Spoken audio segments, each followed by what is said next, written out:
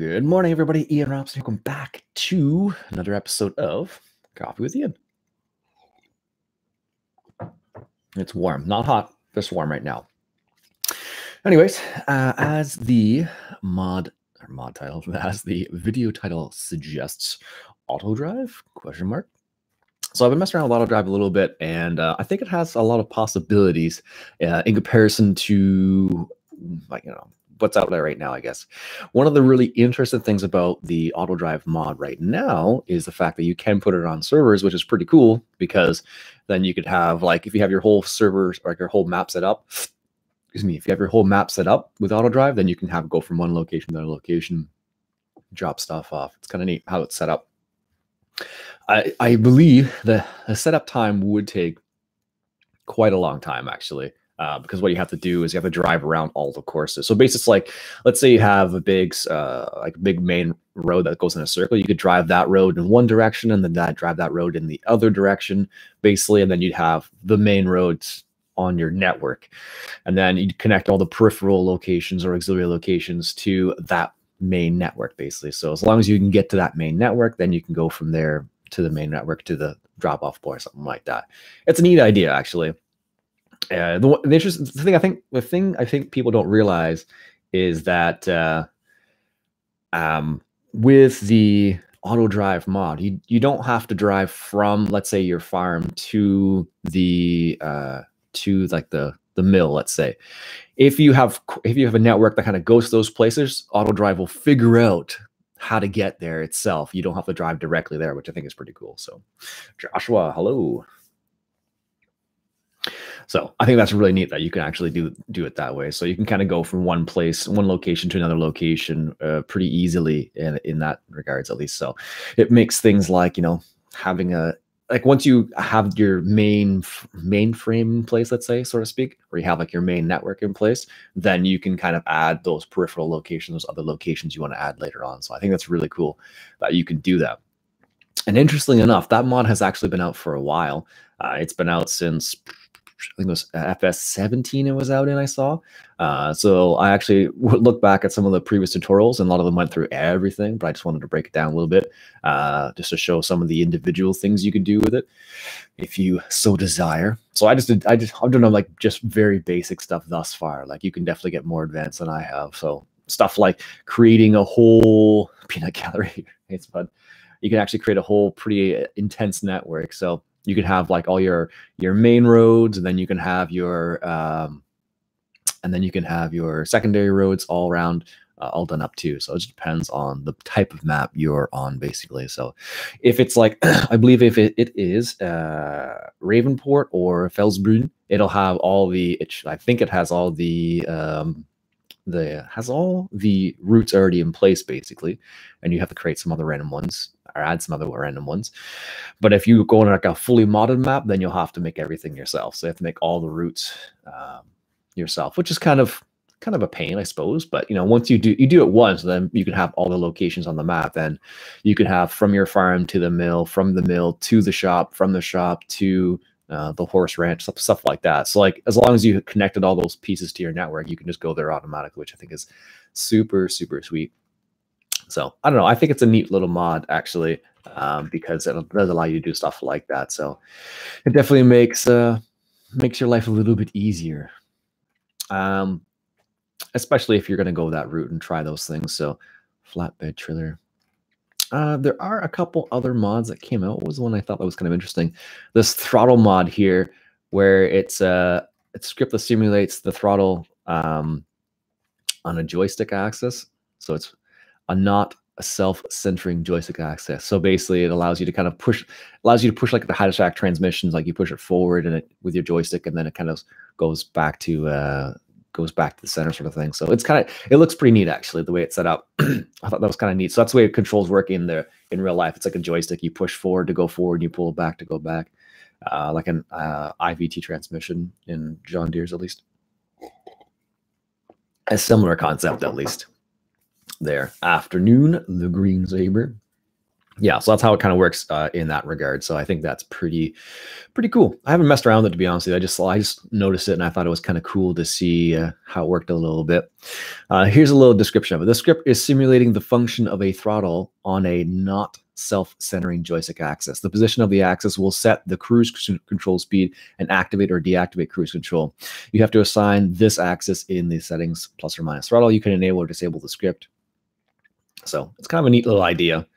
In that regards, at least. So you probably could set it up with a joystick for throttle, but not every tractor has it set up that way. Like most tractors in the game will have like a power reverser style transmission where it's like a little lever beside the steering wheel you push forward and push reverse. A lot of them have that, and some of them will have like a little joystick you move forward and the joystick you move back, and that'll move the tractor forward and backwards sort of idea. So it just depends on which one's which. So yeah, another big news, I suppose, related to gaming that has come out recently is, let me just bring this up, y'all. The Hunter Call of the Wild. They released that the lodge, the trophy lodges for the game is coming out April 11th, which is amazing. I didn't think it was going to be that quick. So basically, the trophy lodges allow you to kind of put your animals in there and then you adjust them the way you want to have them. You can have different types of mounting platforms and whatnot. So you can have it on like a stand, or you can have it on the wall and stuff. So it is very cool. I think it's supposed to be pretty cheap, actually. I think they announced that on Twitter, I want to say. I think it was on Twitter that I saw that. Yeah, I think it's going to be a pretty cheap DLC as well, from what I understand. Wow, there's really that many DLCs already. Holy smokes! So I think they're going to add that as like, I think, a $5 Canadian DLC. So apparently, I didn't realize I had all those already. Apparently, I have quite a few of the DLCs already. So there's, how many is there? 1, 2, 3, 4, 5, 6, 7, 8, 9 DLCs already for the game. Wow, 9 paid DLCs, I should specify. So that's kind of pretty surprising. And you can get it in a bundle, of course. And you can get it as a gift. So I don't know. That's pretty cool. I'm really excited for the trophy lodges because I've been playing a lot of the Hunter Call of the Wild. I can admit that. I really enjoy the game. It is it's what's the most points you got for an animal in the Hunter Call of the Wild? I'm not sure. I don't think it keeps that information in Steam. Maybe it does. Let's see here. The best Steam achievements. No. I think I might have to go in the game. I haven't got any. I can't remember if I got any diamonds or not. So from that perspective, it's probably not super helpful. Let me just launch the game here. I'll just turn off the sound so we don't hear that. So as far as I know, I don't think I have gotten any super huge animals, but let's just take a quick little peek to see what I can see here. I may have, for all I know. Welcome. Minus 4 billion. No joke. 4 billion points. Well, that's pretty high. I mean, it's definitely possible. No, I don't know if it's possible or not, to be honest with you. Let's take a look at, I think I can look at my profile here. The highest. Oh, nice. You got an RTX card. I do indeed have an RTX 2060.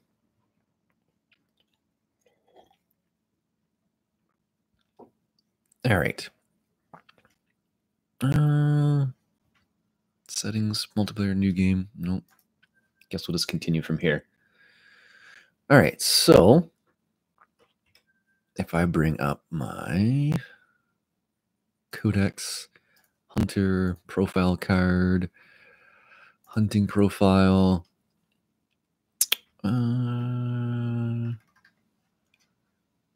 leaderboard, animals.